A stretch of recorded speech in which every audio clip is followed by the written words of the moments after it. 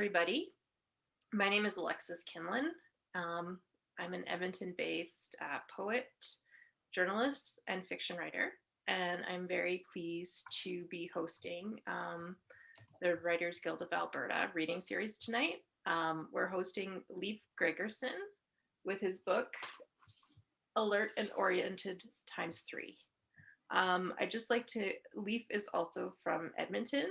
I'd just like to acknowledge that we are on Treaty 6 territory, a traditional meeting grounds, gathering place, and traveling route to the Cree, Saulteaux, Blackfoot, Métis, Dene, and Nakota Sioux. We acknowledge all the many First Nations, Métis, and Inuit whose footsteps have marked these lands for centuries. And now I'm going to introduce Leif, and then he's going to do a reading for you. Hi there. Oh, sorry. Oh, do you want me to start and read your bio? I can read Yeah, your please. bio. That would be great. Okay. Leif Gregersen is a sought-after poet, often asked to write and read poems for special events. He has published 4 books of poetry, along with 3 memoirs of his experience with mental illness, 3 short story collections, and 2 short novels. He is also a freelance journalist, public speaker, and teacher. Leif has won numerous awards for his writing, including 3 story slams and a short story contest with 500 writers competing against him. His work can be found on Amazon.ca and at the Edmonton Public Library, and he is always happy to mail signed copies of his books upon request. Leif feels that first and foremost, his purpose is to reduce the stigma and increase awareness of mental illness. His work is carried out in hopes of easing the suffering of people who are afflicted with chronic mental health issues and their loved ones. Okay, so this is my book, Alert and Oriented ×3.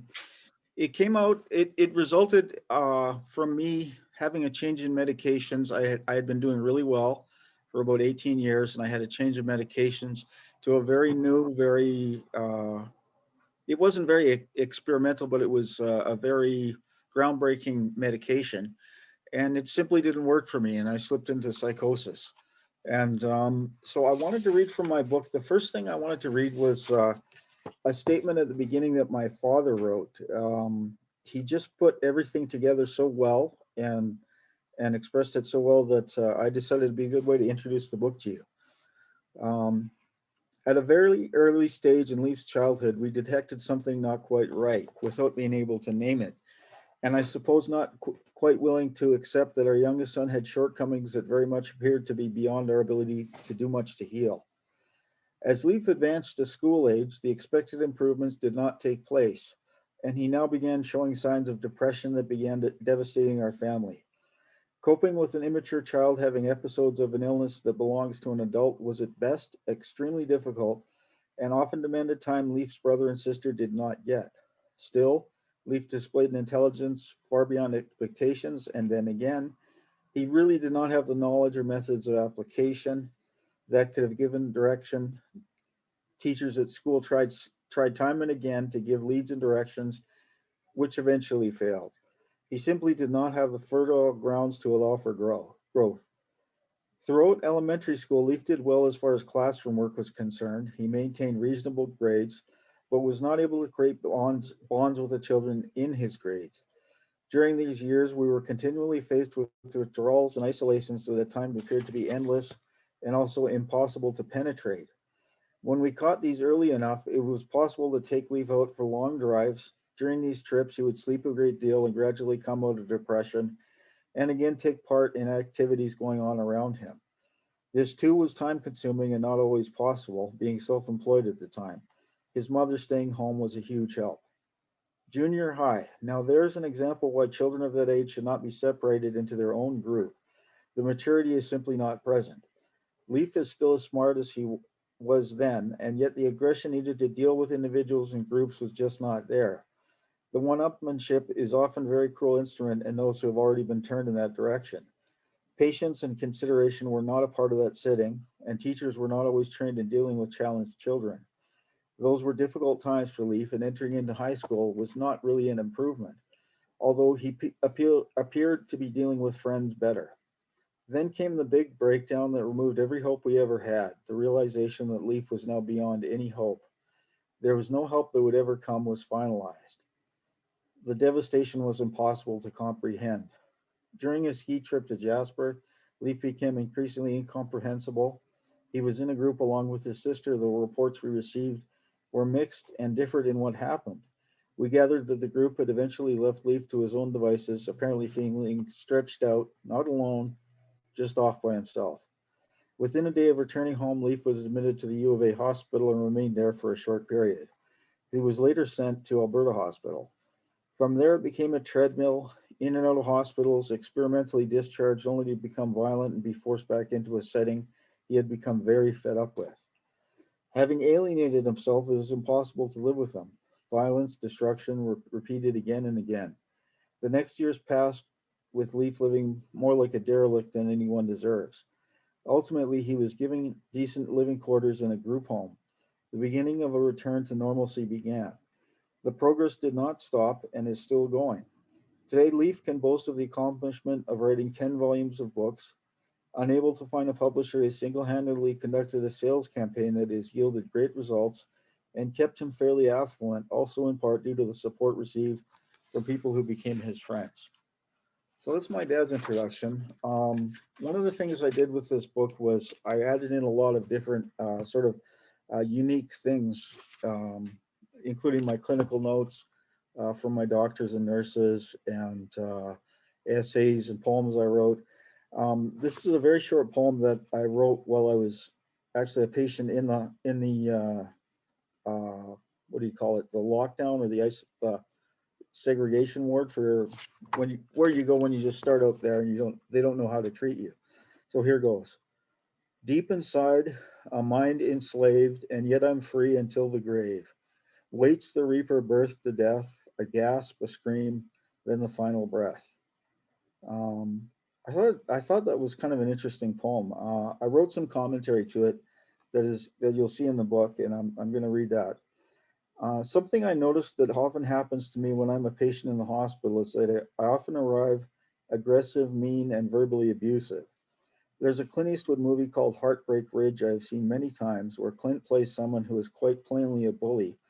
But in the end of the movie, everyone loves and respects him for being tough enough to train his men properly for combat, and he even rekindles a relationship with his ex-wife as a result of finding his more sensitive side, but still being tough as nails. Often when I'm delusional, I try to act like his character, a mean gunnery sergeant with every insult or karate move always at the ready. After my aggressive stage, I go through a phase where I feel horrible but have plenty of reserve energy. The worst phase to go through is the next one when I have been through so much I'm ready to give up. What is worst about being sick enough to be admitted to the hospital may be the psychosis I experience, but close second is the constant worry that I'll never get out. Now I understand, though evidence from delusions and hallucinations made things pretty convincing, that all the disturbing delusional things weren't true, but I really went through hell as these things were happening. Um, so another part is an introduction I wrote myself. Uh, this is from my introductory notes. My name is Leif Gregersen. I am an author, a brother, a son, a psychiatric survivor, and I like to think I'm also an advocate for the mentally ill. We live in a difficult world, and it sometimes seems to me that nothing has ever been certain. As a young boy, I lived in terror of nuclear war and the destruction of my world and all those I knew and loved. When the nuclear threat seemed to subside in our world, horror stories began to be told as to what would happen to our planet, regardless of whether it was destroyed or not, as the atmosphere was eroding and global warming would soon rob us of the beauty of nature that I had so deeply cherished. Before any part of that issue was settled, I began to realize how many of the choices I made would affect the rest of my life, from my love of cheeseburgers to my choice to smoke cigarettes. And yet, none of these problems could even be considered until I had found peace within myself. More specifically, until I had found medications that would deal with my mental illness and methods of dealing with my fractured personality. In all the years of those difficulties, I never seemed to find the peace that I did from religious practice, from learning more about how to make sense of the world by believing in and having a relationship with a creative and loving force. Even That, though, came sometimes with solid promises of an apo- apocalyptic time and events that seemed to mirror so well what was going on in our troubled world. I remember feeling as though I was watching a perfectly cut piece fit into a jigsaw puzzle when I learned that the Russian word for wormwood, wormwood is a word used in the final book of the Bible to describe the degradation of air and water in the end times. That wormwood was translated as Chernobyl. At a fairly difficult stage in my life, I feel experienced a personal crisis, spending time in psychiatric hospital, experiencing delusions of persecution, delusions of grandeur, and painful, piercing bouts of sadness. What I learned from all that was that it was me that had to change, not the world, not the environment. It couldn't be done by saving souls or self harm or any of the things the world had taught me that supposedly had to be done. The truth, the true path to peace was to a peace within myself. I've taken the time to write this book, focusing on a recent hospital stay in a psychiatric ward, in hopes that somehow others can read about what I went through as my conception of reality strayed further from the norm. I acted out and even tried to hide myself. These things happened as I reacted to a change in medications. What the mental health system, my family, friends, and I did about this was deceptively simple but unendingly difficult and painful to have done. Without wanting to play the role of a victim, I wrote this volume so that those who don't understand mental illness but are afflicted with it and their loved ones can experience less grief and hardship that I went through. This is why a lot of my friends from my teenage years saw as the true goal of parent. This is what a lot of my friends from my teenage years saw and continue to see as the true goal of parenting: to teach one's children not to make as many mistakes as they have, to let the next generation do one better than they did, as our parents had done for us. So I'm just going to jump ahead um, to another poem that I wrote while in the hospital, just a short one again. A child among the family, gentle love as an autumn breeze, my happy wife, just we three, sacred oath from a bended knee. It's kind of interesting because I was really in a terrible place when I wrote these, but some of them are just kind of moving. Um, so here's what I had to say about that one.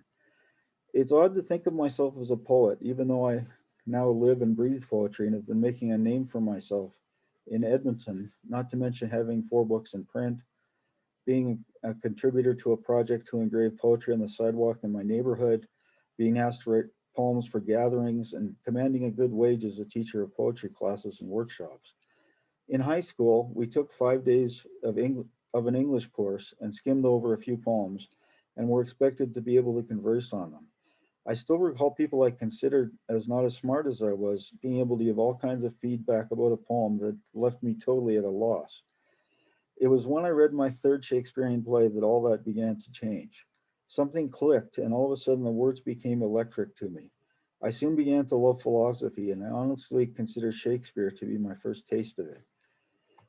I recall as a young kid of 11 or 12, our class went to see a play called Billy Bishop Goes to War.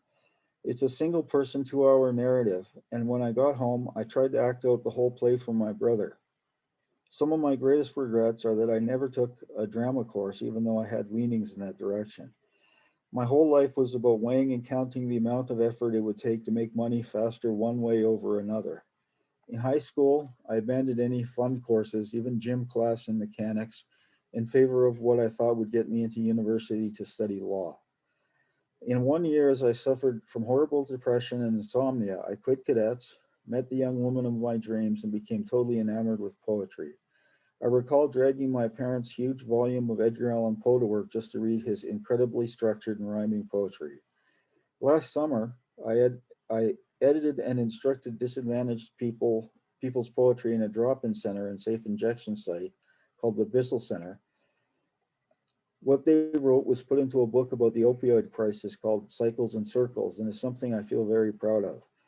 I feel it touches the heart of the vulnerable and addicted, and that it helps save lives by getting the problem of addiction out in the open.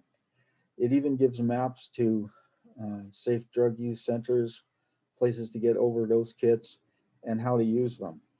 Writing is magic. I never did marry or have any kids, but now that I've established myself as a poet, I feel I'm no longer the monster I was growing up, who was obsessed with war, hate, anger, violence, rank, and power, and money. Poetry can be so very powerful. It certainly changed me. I honestly feel writing these poems when I was in the hospital gave me a rope to hang on to as I was falling deep into drowning. So, the last part of my reading, I have a poem I titled "I Am Not a Schizophrenic."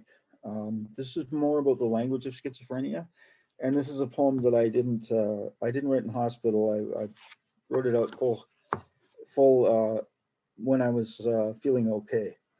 So I am not a schizophrenic. Some people call me schizophrenic, but the fact is I'm not simply some disease. I'm a kid who's seen more crap in 14 years than most people can believe. Some people think they understand my problem. Truth is, I just got off at the wrong stop on the bus route to growing up and freedom. Met a nasty dude who won't let up. I won't speak too much of I know my new buddy. He got me started smoking heavy weed. Even when my mom told me that I shouldn't, I figured there was no reason to believe. The dude I met was three different voices. They talked me doing into doing all these things, like smoking pot and drinking. It seemed the only way to make him leave. The first time my parents saw me bring my friend home when I was high and they were watching TV, they figured they would do the right thing, but the last thing they did was talk to me. I ended up locked inside a psych ward, and something I swore I'd never tell. When I told my doctor I liked dope smoking, he told me he smoked the stuff as well. The hospital was a stupid place to send an adolescent. They thought it would help me fix my head and rest. But when they let me out with my bag of medication back at school, I never had presence of mind to pass a test. These so called experts who I saw there never figured they should talk to me, but all too easily they told my parents how this illness would never let me be. I was put on so many pills, I was a zombie, drooling glassy eyed as one can be. Add to that a month inside the psych ward, and all my classmates laughed and picked on me. As time went by, I seemed to get a little better. Then new voices told me I no longer needed meds. So I took my pills and flushed them down the toilet, and then just hours later I wished that I were dead. Some people call me schizophrenic. Person with schizophrenia is what you should call me. Take all your stigma now and shove it. I'm a human being, not some disease. So that's my readings. Thank you very much, Leif, for your readings and for offering us your thoughts and so on. Yeah, I have some questions for you. So Great. it seems that you, I'm just really curious, like, when did you start writing? Well, it's funny because I remember when I was a kid, my dad mentions about how it was hard to get me happy or excited. But I remember before I could write, my parents would get me a pad of blank paper, and I would just be so happy because I could fill it with drawings. And I actually started writing simple stories with drawings of spaceships and things like that. And I think I think another thing was I really liked MASH, and so I would sometimes draw soldiers that had to be taken to the hospital and things like that. And, um, as far as poetry goes, it was very early on that I started to realize that I had a knack for finding rhymes and making rhythm. And it's kind of funny. One of my first poems was when I was in the second grade. It was Father's Day, and we were making cards, and I drew this sort of child's rendition of my dad. And I wrote the poem. What was it? Roses are red, violets are blue, coffee is strong, and so are you. And I like that. that's pretty cool. Good. That was my first poem, and it took quite a while, but I started getting serious about writing poetry at around 20, Hmm. and I started sending them out. But something I was kind of I didn't know a lot about what a vanity press was, and so I would take these ads and I would send them poems, and they'd say, "Oh, we love your poem. We'll publish it. All you have to do is buy the $75 volume, and you're guaranteed publication." And I never bought them, but I kept sending out the poems, and it just progressed from there over a number of years. Hmm. And then you started writing like, this is more of a, there's poetry in it, but I would say it's more of a memoir. Like, Yeah. what did you like? How would you classify alert and oriented? times three? Well, I would say it's more of a memoir.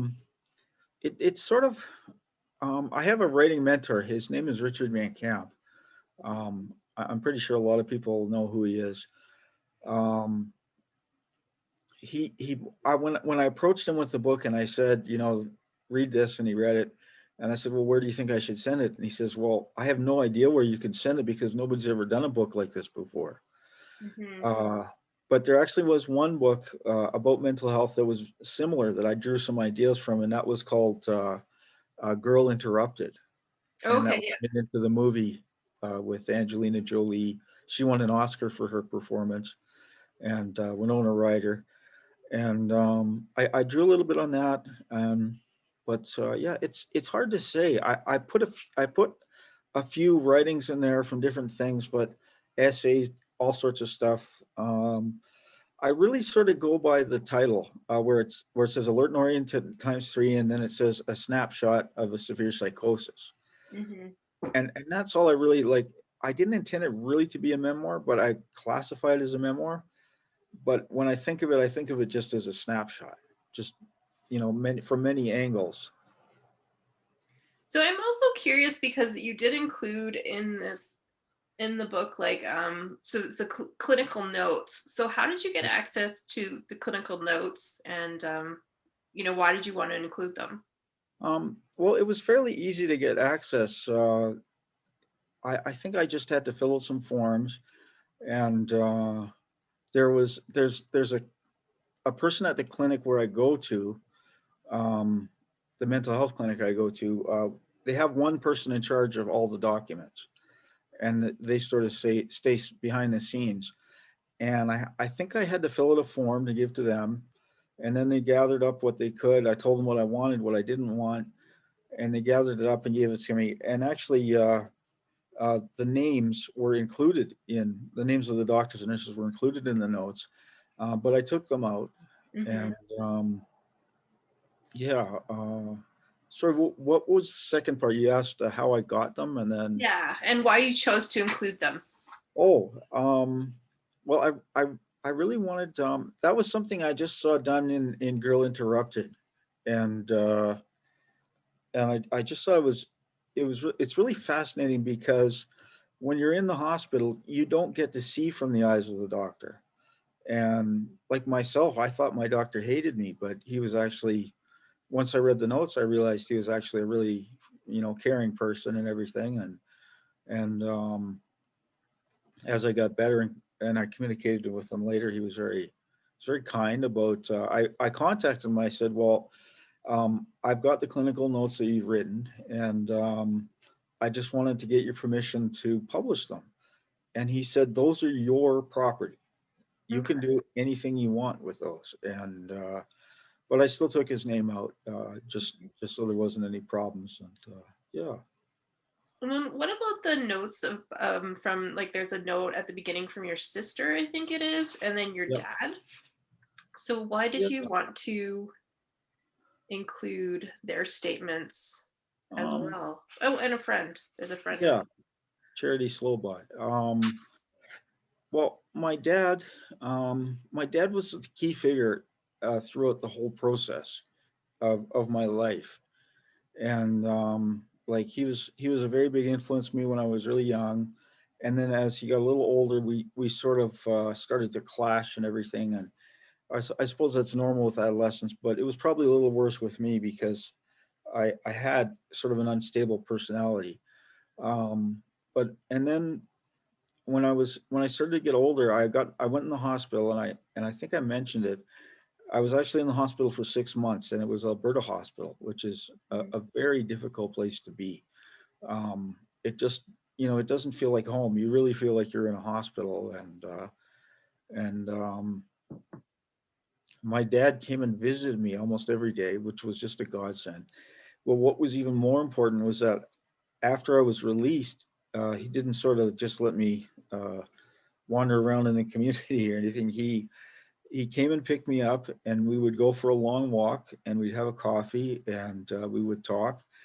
And just that little bit of exercise and the camaraderie and everything that we had, there was this one instance where it seems to sum up everything about what my dad was like. We were walking along. We like to walk from Emily Murphy Park over to the Kinsman Sports Center in the Valley. And one time we were walking down this street, and I have this habit because I've done since I started playing soccer as a kid is to practice my kicks. I'll kick a rock, and I'll Hmm. try to kick it accurate enough so that it'll go ahead of me and I can kick it again. And so this is just something I do, and it's inside my own head, and I don't think anything of it. And one time I was kicking a rock, and I had it going for quite a while, and then I kicked it, and it kind of veered off, and so I figured, okay, well, I'll just leave that, find another rock. But then my dad walked by, and he kicked the exact same rock, and he kicked it back to where I could kick it again. And just the idea that kindness, that playfulness, and the fact that even stupid things that don't matter to anyone matter to me, and then it matters to my dad. So yeah, so that was one of the reasons why I wanted him to write it, and also just simply the different viewpoint. And my sister was very instrumental also in helping me get better. She came when I was in the hospital for 6 months. She flew out, and she visited me as much as she could. And then when I got out and I started getting better, um, I had really wanted to travel, but I didn't have very much money. I had a part-time job, and it was someone suggested to me that I approach my sister and say, meet me halfway, and I'll come out and visit you. And she agreed, and I went, and it was just the most wonderful trip. And my sister was always such a kind and caring person, ready to do anything for me. And even though whatever I lacked, my sister made up for it when I was growing up. Mm. And so I was, and then Charity Slobot is just a very close friend who, it was interesting. I met her at a fundraiser or something for a nonprofit of some type, and I gave her my card, and I didn't think anything of it.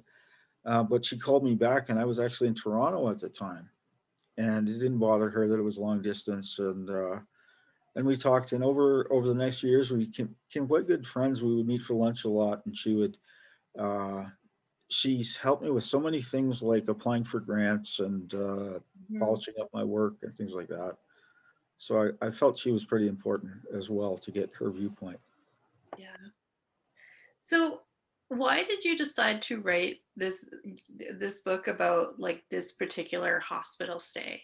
Like, why was it Well, important for you to share this story? well, when I started getting sick, and when I started finding out why I was getting sick, that it was a medication, um, I thought that I had a pretty valid grounds for a lawsuit. Mm. And I don't know. It's possible I could have sued the pharmaceutical company, which would be next to impossible. They have so much money for that sort of thing. And I even considered suing my doctor, but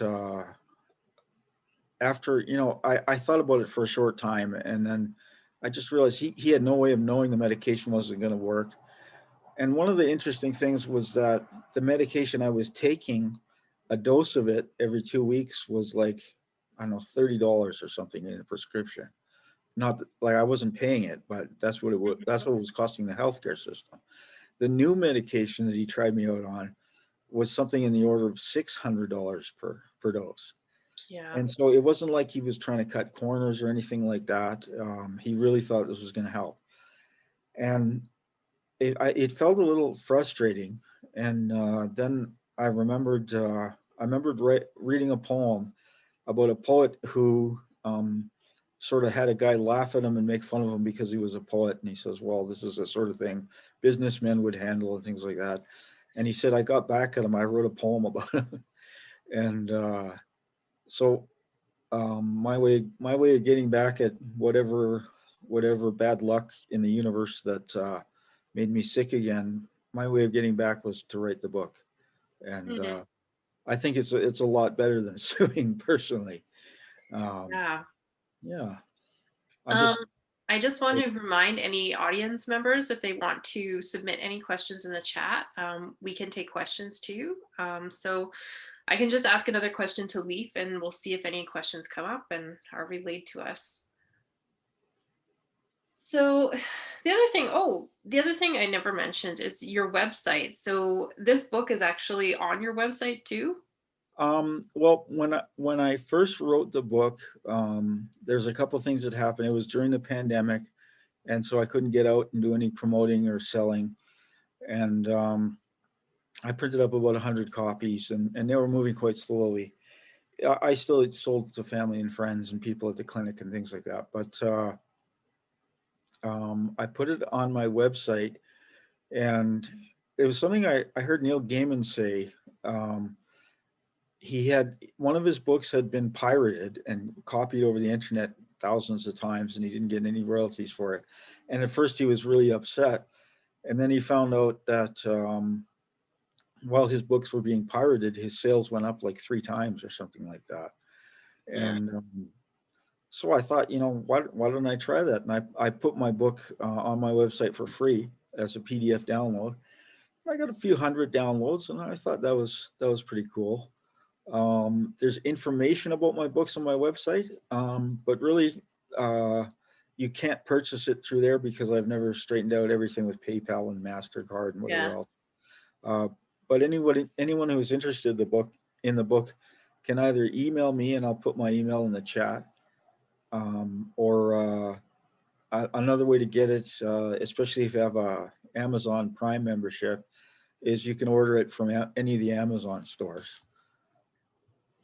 So also like with this book, how did you choose the title? Alert and Oriented ×3. Well, alert and oriented times 3 is sort of a term that nurses use to assess patients. And a few times it appears in some of the clinical notes. And I'm not totally sure how it works, but I think it's like alert to the person talking to them, or aware of the person talking to them, aware of where they are, and aware of their situation. And yeah, so I just thought that kind of resounded, and it was interesting. I added the subtitle, a snapshot of severe psychosis, because a lot of people really didn't know what alert and oriented meant, but just about every person who's been a nurse or anything like that is like, oh, cool title.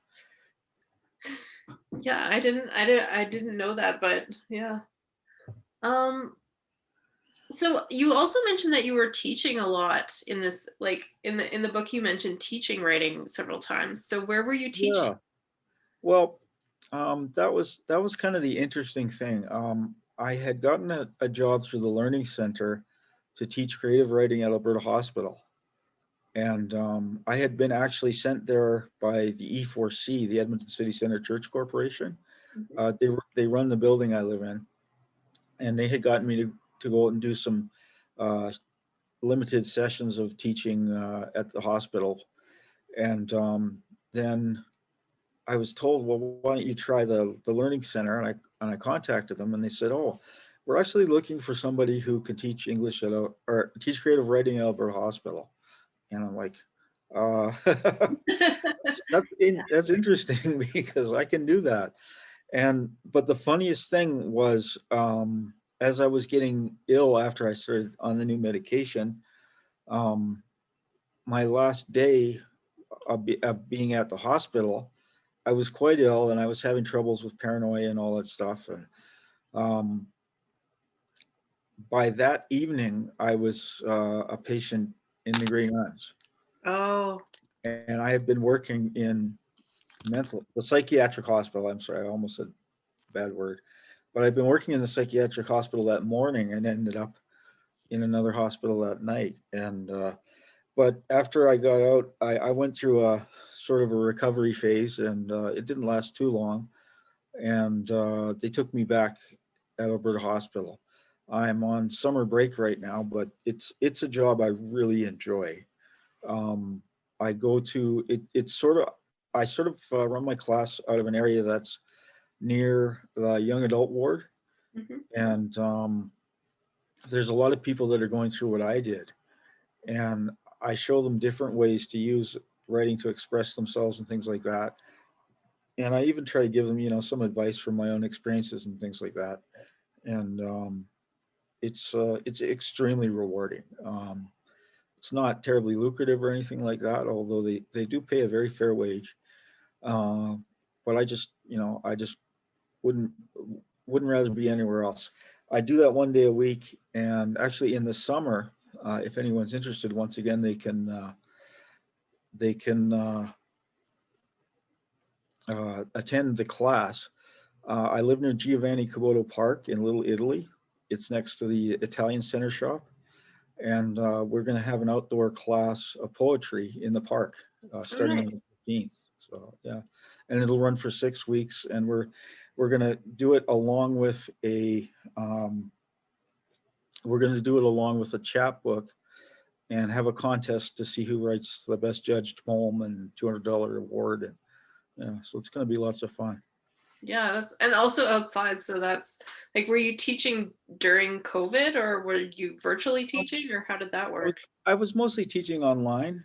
Hmm. Um, I had, let me see, I was teaching one class for the Wellness Network and another for at Alberta Hospital. And then sort of early on in or around the middle of the pandemic, I should say, they discontinued the classes for the online for the Wellness Network, or finished up. I finished up one, and one was discontinued, and then I started going to the hospital in person. Okay. So we do have an audience member question. Michelle would like to know who your favorite author is. My dad is my favorite author. It's funny because if he's listening, he might be angry, but he tried to be a writer when he was younger, and he did some fantastic stuff. Uh, but he never he I think he might have sent a couple of things out or something, but he was discouraged early on. Uh, and I'm pretty sure if that's the Michelle who I know it is, Hmm. she's going to know that I'm going to say Robert M. Pirsig. He wrote Zen and the Art of Motorcycle Maintenance. And I was over at my brother's house one time and I saw this book, and it just looked iconic to me because I had seen, people playing around with the same font, doing similar titles and stuff like Zen and the Art of New Jersey or something like that. Hmm. And so I saw this book finally, the actual book, and I started reading it and I just couldn't stop. I was just so captivated by it. And there was this part in it where it's a story of a man riding a motorcycle around America with his son and his two best friends on another bicycle, a motorbike. And there was a part where he all of a sudden gets a recollection of something, and they don't talk much about it, what it was, but it hit him like a ton of bricks, and he slowed way down. And his friends didn't know what was going on. His son didn't know what was going on, and you start to slowly hear that he had schizophrenia and he had been through shock treatments.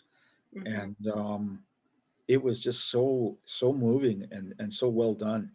uh, yeah, I wish he had written more books, but he wrote Zen Motorcycle Maintenance, and then he wrote a sequel that not as many people know about. It was called Lila.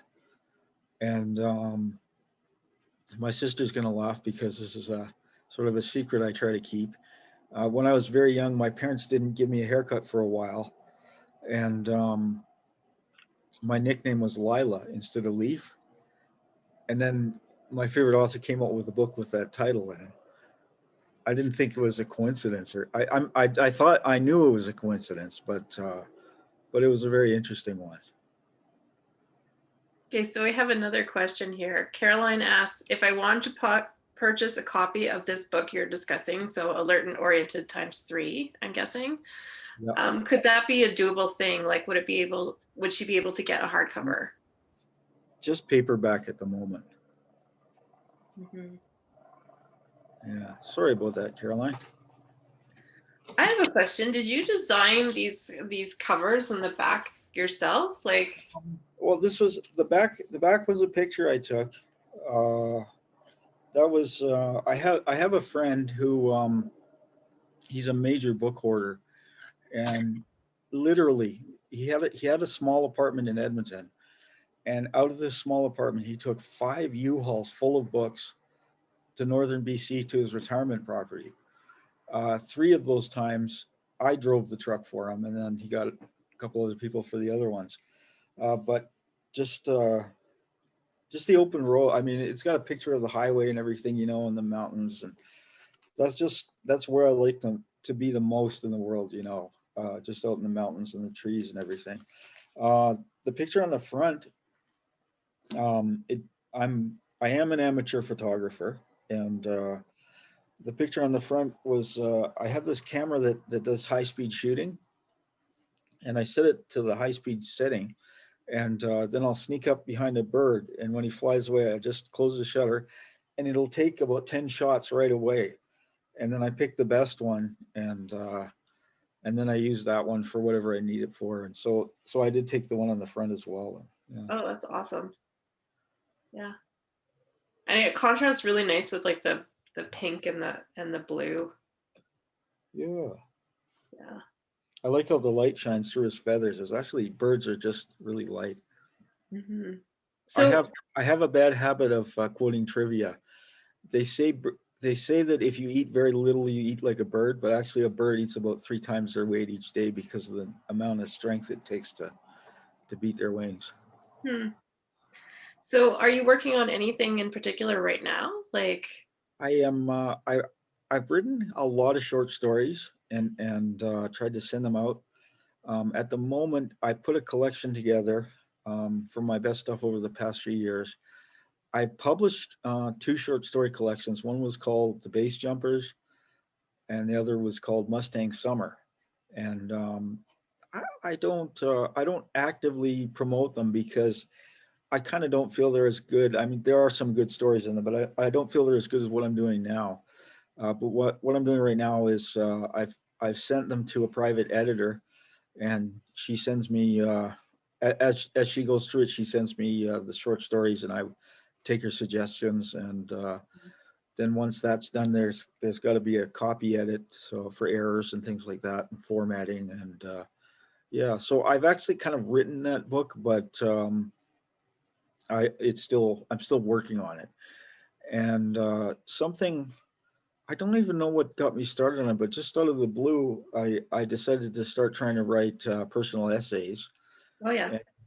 And I got into a class. I take a university class called Humanities 101, and I have to give a lot of kudos to my professor Lisa Prinz, who's just wonderful. Um, so I take this class, and as part of that class, I was allowed to apply for sort of a scholarship course of 2 weeks long about writing a personal memoir, and the stipulation was that it had to be you had to be a first generation writer, and with my dad having been born in Denmark and all that sort of qualified me, and so I did this, and it's been pretty amazing because I had an essay published in a publication called uh, the News Station, and it's what is defined as an alt weekly, so it's an internet sort of thing. They Mhm. focus a lot on prison, and they focus a lot on things like marijuana, different things like that. And so I had an article published in there, and they asked for another one, and I sent them that, and they approved it, paid me for it. They haven't published it yet, but they said once we do publish your second article, we want to hear about your forthcoming pieces and stuff. So it's going Okay. really well. Yeah. So we have another question. Sarah asks, Leif, I'm amazed by your productivity of 10 volumes. I am too. So what's your secret? Do you use a daily word count? Do you say no to distractions? Do you write at home or away from home? Um, well, that's funny. The other day, I grabbed a laptop and I headed out to McDonald's, and it was actually it was a pretty productive morning. Um, now, one of the key things I think that I did in advance of starting my writing career was I took a typing course in high school, and I ended up with a fairly decent speed. It's like 56 words per minute, no errors. And I just always had sort of a talent for typing fast. And for the first while, that wasn't a benefit because I would write a lot of stuff, but it wouldn't be as cohesive and everything. But as I'm growing more experienced, then more of what I type is makes it into the final draft, I guess I could say. Another thing is, I love to write. It's absolutely the greatest feeling in the world, just to create something and for people to read it and get something from it. When I was 19, I was living in BC and I took out a student loan to get a pilot's license. And it was amazing. It was so incredible just getting in this machine, and taking flight and looking at the mountains and the ocean and everything all at once. And I thought that was what I wanted to do. And I had to stop doing it because of my mental health issues. And I was devastated. But like more recently, when I started to really get into writing and really enjoy it, um, I don't miss it at all. I totally feel that this has completely replaced flying for me in my life. I do have a lot of time on my hands. I just have a couple of part-time jobs and I have very low rent. And so I try to be as frugal as I can and make my money last as long as I can so that I have more time to write. And I have a sort of a rule that I don't like to let a day go by without having accomplished something. So I'll write a little bit. And if I'm working on something like a short story collection or a book or a novel, I mean, I do set word count, like a short story of 3,000 to 3,500 words, or 3,000 words in a novel or something like that. So, yeah. Well, Wow. I think, yeah, we're just about at, I think we're at time. So I just want to thank everybody for watching and for your questions. And I'd also like to thank you, Leif, for just sharing so much and for, sharing your story with us and your work. Thank you. Thank you. Everybody have a great one.